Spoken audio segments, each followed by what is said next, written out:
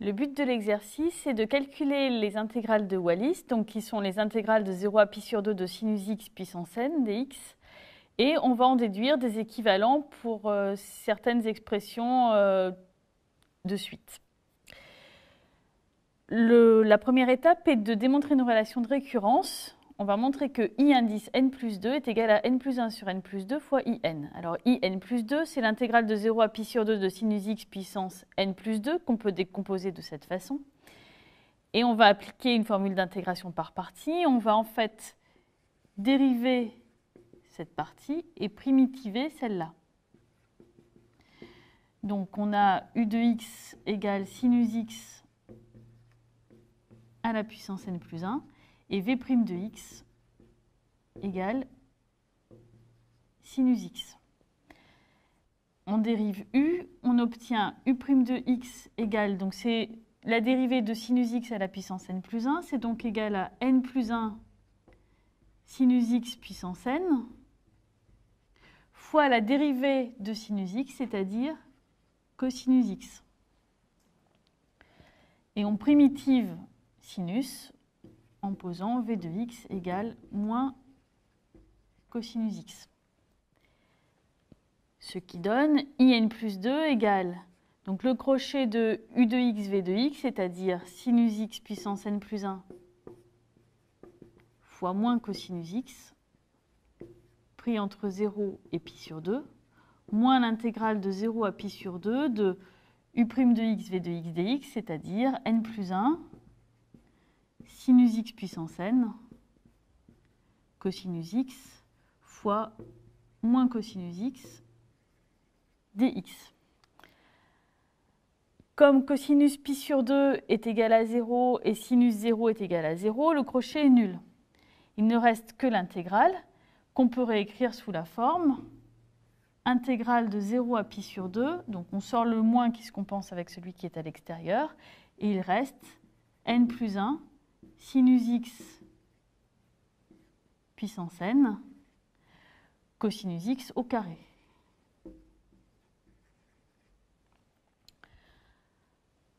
Comme on cherche à faire apparaître I indice n, on va remplacer cosinus carré par l'expression en fonction des sinus. Donc, on obtient intégrale de 0 à pi sur 2 de n plus 1 sinus x puissance n fois 1 moins sinus carré x. On peut maintenant découper l'intégrale en deux morceaux. Le premier morceau est égal à n plus 1 intégrale de 0 à pi sur 2 de sinus x puissance n, c'est-à-dire In. Le second morceau est égal à moins n plus 1 fois intégrale de 0 à pi sur 2 de sinus x puissance n plus 2, c'est-à-dire In plus 2. On a donc finalement obtenu In plus 2 égale n plus 1 In moins n plus 1 In plus 2, ce qui donne In plus 2 égale n plus 1 sur n plus 2 In.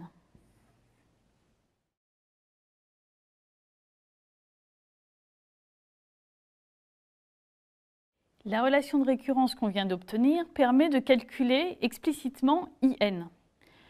On vient de voir que In c'est égal à n-1 sur n fois In-2, qu'on connaît In-2 en fonction de In-4, et qu'on peut remplacer In-4 par son expression en fonction de In-6.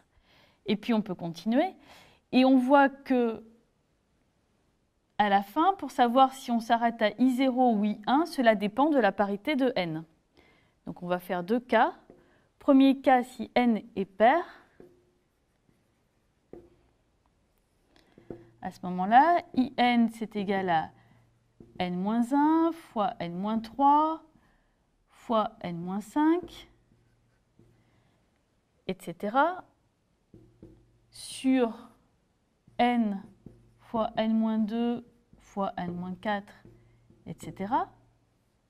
Alors, puisque n est pair, Ici, n-1 est impair, comme n-3, etc., comme n-5. On va finalement s'arrêter à x3 fois 1. Et au dénominateur, ici, n est pair, comme n-2 et comme n-4. Et on s'arrête à x4 fois 2. Ici, le dernier terme obtenu est donc i indice 0. Alors, il reste à calculer I0.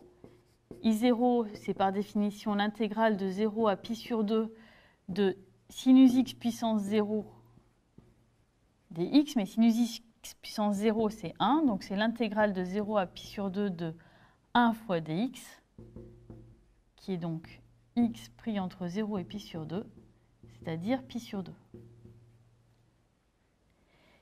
Maintenant, si n est impair,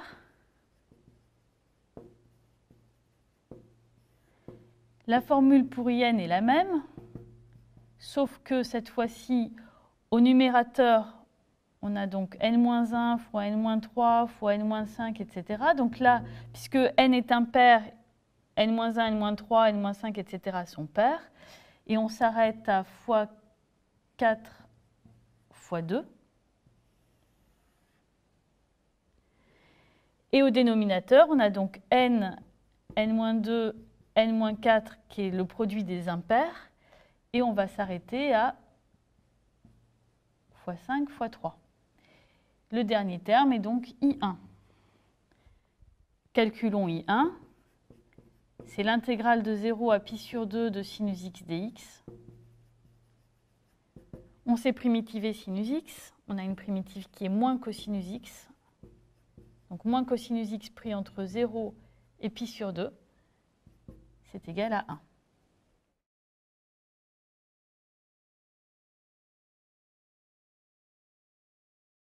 Le calcul qu'on vient de faire permet d'obtenir l'expression de l'intégrale de moins 1 à 1 de 1 moins x carré puissance n dx. Commençons par remarquer que comme la fonction intégrée est paire, l'intégrale de moins 1 à 1 est égale à 2 fois l'intégrale de 0 à 1. Maintenant, comment faire pour retomber sur l'expression qu'on vient de calculer de l'intégrale de sinus x puissance n? On va faire un changement de variable. On va poser x égale cosinus t. C'est possible puisque x varie entre 0 à 1 et tout nombre réel compris entre 0 et 1 peut bien s'écrire sous la forme cosinus t. En fait, on a t égale arc cosinus x. Dans l'intégrale, le dx devra être remplacé par la dérivée de cosinus t, c'est-à-dire moins sinus t dt. On obtient donc 2 fois l'intégrale de 1 moins cosinus carré t, c'est-à-dire sinus carré t, puissance n, fois moins sinus t dt. Il faut également changer les bornes. Lorsque x vaut 0, t vaut arc cosinus 0, c'est-à-dire pi sur 2. Lorsque x vaut 1, t vaut arc cosinus 1, c'est-à-dire 0. On peut donc transformer l'expression. L'intégrale de pi sur 2 à 0, c'est moins l'intégrale de 0 à pi sur 2. Le moins se compense avec celui qui est à l'intérieur de l'intégrale. Donc c'est 2 fois l'intégrale de 0 à pi sur 2 de sinus t puissance 2 puissance n, c'est-à-dire sinus puissance 2n plus 1. Autrement dit, 2 fois ce qu'on avait appelé i indice 2n plus 1. Comme on a calculé i 2n plus 1, il suffit de remplacer. C'est égal à 2 fois... Alors, i 2n plus 1, on est dans le cas où l'indice ici est impair. Donc, l'expression, c'est 2n fois 2n moins 2, etc., fois 4 fois 2 sur 2n plus 1 fois 2n moins 1, etc., fois 5 fois 3 fois I1 qui était égal à 1.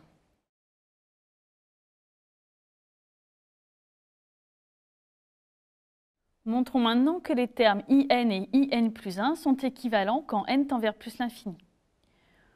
On commence par remarquer que pour tout n, IN est strictement positif. En effet, cela se voit sur l'expression explicite de IN que l'on a obtenue.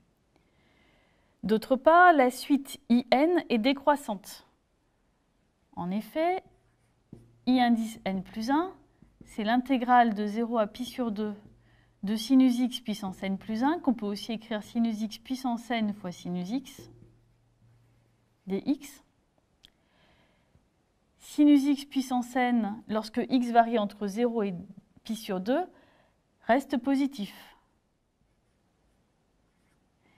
Et sinus x est positif et inférieur ou égal à 1. Donc l'intégrale d'une quantité positive par une quantité positive plus petite que 1, c'est inférieur ou égal à l'intégrale de 0 à pi sur 2 de sinus x puissance n fois 1 dx, qui est exactement égal à in. On a montré que pour tout n, in plus 1 est inférieur ou égal à in, cela signifie que la suite est décroissante. Regardons maintenant le quotient in plus 1 sur in. On veut montrer qu'il tend vers 1. Déjà, il est bien défini puisque in ne s'annule pas. Puisque la suite in est décroissante, on a pour tout n, in plus 2, qui est inférieur ou égal à in plus 1, qui est inférieur ou égal à in. Et tous ces termes sont strictement positifs. On peut donc diviser toutes ces inégalités par in. Puisque in est strictement positif, ça ne changera pas le sens des inégalités.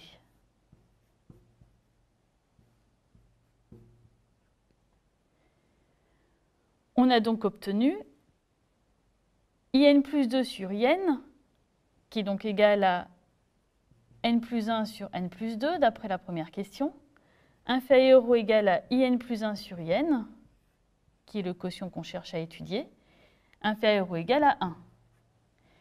Ici, la quantité in plus 1 sur in est comprise entre deux quantités qui tendent vers 1 quand n tend vers plus l'infini. Donc, in plus 1 sur in tend vers 1 quand n tend vers plus l'infini. Autrement dit, in plus 1 est équivalent à in.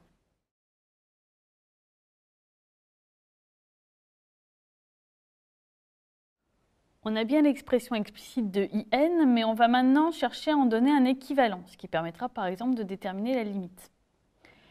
Commençons par remarquer que lorsqu'on fait le produit in fois in plus 1, on obtient l'expression qui est écrite ici. Alors in c'est égal à n-1, n-3, n-5, etc. sur n, n-2, n-4, etc.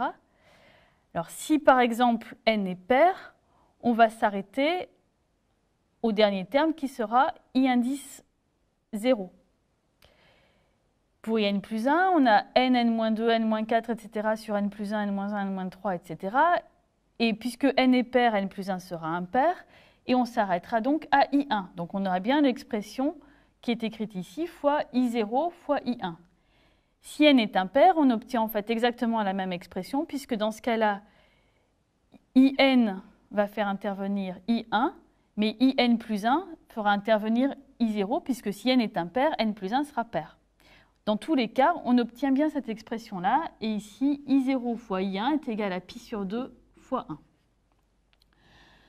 Maintenant, le produit de ces deux fractions se simplifie en fait beaucoup, puisque en haut, on a produit n, n-2, n-4, etc. Tout se simplifie. Et ici, tout se simplifie, sauf le n plus 1 qui apparaît. On obtient donc in fois in plus 1 égale 1 sur n plus 1 fois pi sur 2. On va en déduire un équivalent de in au carré. In au carré, c'est aussi in fois in plus 1 fois in sur in plus 1. In fois in plus 1, on vient de calculer que c'est pi sur 2 sur n plus 1. Et in sur in plus 1, on sait d'après la question précédente que ça tend vers 1. Donc, in au carré, c'est égal à pi sur 2 sur n plus 1 fois une quantité qui tend vers 1. En termes d'équivalent, on peut écrire in au carré, équivalent quand n tend vers plus l'infini, à pi sur 2 sur n plus 1 fois 1. On On peut encore simplifier un petit peu puisque le 1 sur n plus 1 se comporte en fait comme du 1 sur n. Donc, c'est équivalent à pi sur 2n. On en déduit un équivalent de IN. IN est équivalent à racine de pi sur 2n. En particulier, IN tend vers 0 quand n tend vers plus l'infini.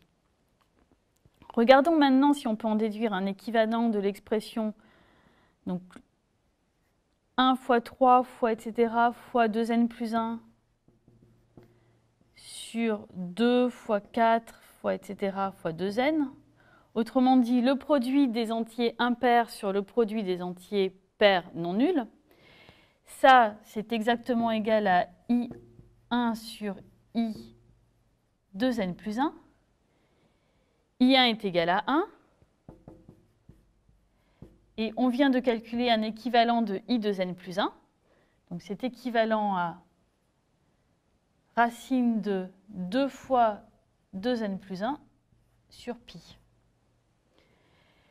2 fois 2n plus 1, c'est 4n plus 2. 4n plus 2, ça se comporte quand n tend vers plus l'infini comme 4n. Donc c'est équivalent à racine de 4n sur pi, autrement dit, de racine de n sur pi.